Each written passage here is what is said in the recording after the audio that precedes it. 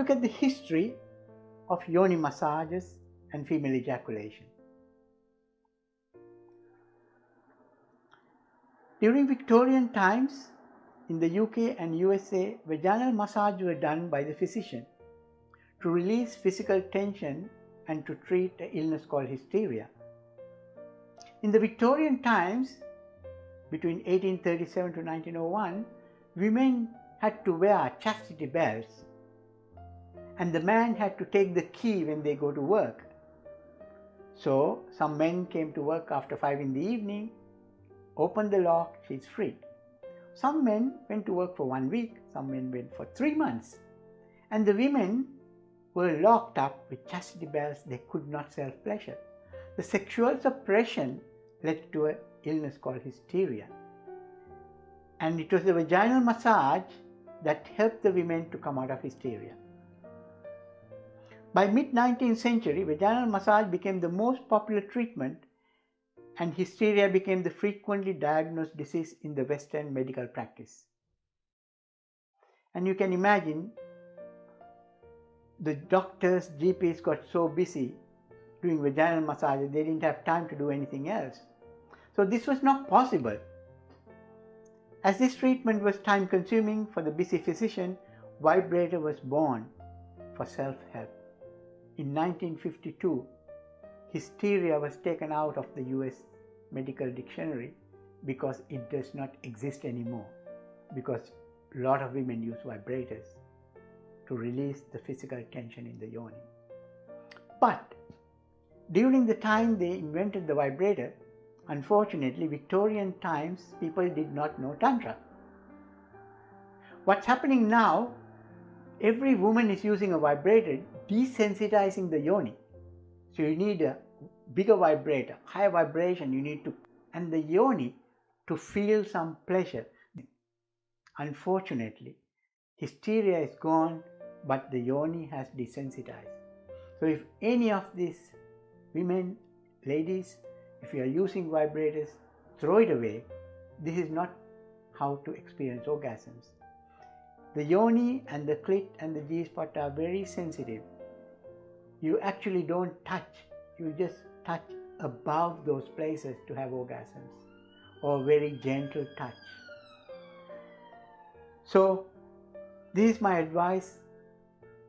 Don't use vibrators, start embracing Tantra, and you will experience 100 times better orgasms than you have ever known. There's historic evidence written about female ejaculation since 500 BC. I believe this has been practiced for even before that, but there's written evidence in Greece, the Pythagoras, Hippocrates, and Aristotle, and Galen, and Chinese, and even Germany, and Netherlands, and Indian. So many scholars, they have written about female ejaculation since 500 BC. This is not something new. In the UK porn industry, female ejaculation is banned because they don't know what it is. They think women are urinating. So this is knowledge we have at this moment in the United Kingdom and probably other parts of the world as well. Now let me explain a little bit about emotional detox with Amrita, or female ejaculation. Here you see a drawing, a diagram with the yoni or the vagina, and you can see the bladder, and there's a tube. And this tube is called urethra, which is the G-spot. And if I just enlarge this image, you will see in the urethra, in the G-spot, is not actually a spot, it's a tube. In this tube, you have a lot of canals sticking out from the urethra tube. And these canals are connected to a urethral sponge surrounding the G-spot. It is the urethral sponge that collects water and moves this water to these canals and into the urethra tube, and it's out in the vulva like squirting. Until quite recently, medical people thought women were urinating from the bladder. But a Slovakian scientist proved that it's not coming from the bladder, but it's coming from this pathway from urethral sponge through these canals. I like to explain the function of Amrita. It's like a teardrop. Let's have a look. When you feel sad, what do? You cry. When you cry, you shed tears. Imagine if you take a teardrop and look under the microscope. What's inside this teardrop? If there's such a microscope, you will see molecules of sadness in every teardrop. So that means every time you shed tears when you feel sad, you disperse sadness. And if you cry long enough, you don't feel sad anymore. In fact, if you cry long enough, you will start laughing and giggling and being happy. So this is just to show you the power of releasing emotions.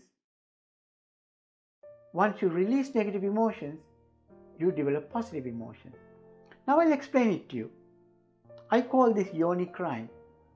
If you take a teardrop of Amrita or female ejaculation, look under the microscope.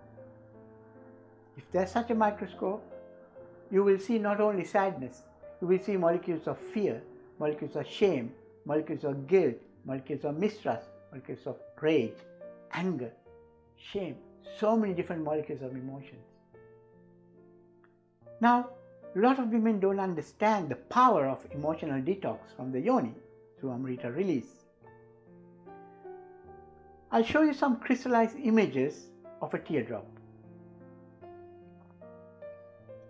If you take the crystallized image of a tears releasing negative emotion, it looks like this.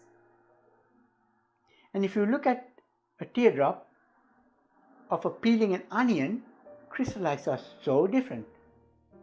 The same way, if a woman ejaculates by force, just like the onion, the Amrita from that will be very different to releasing sadness of Amrita.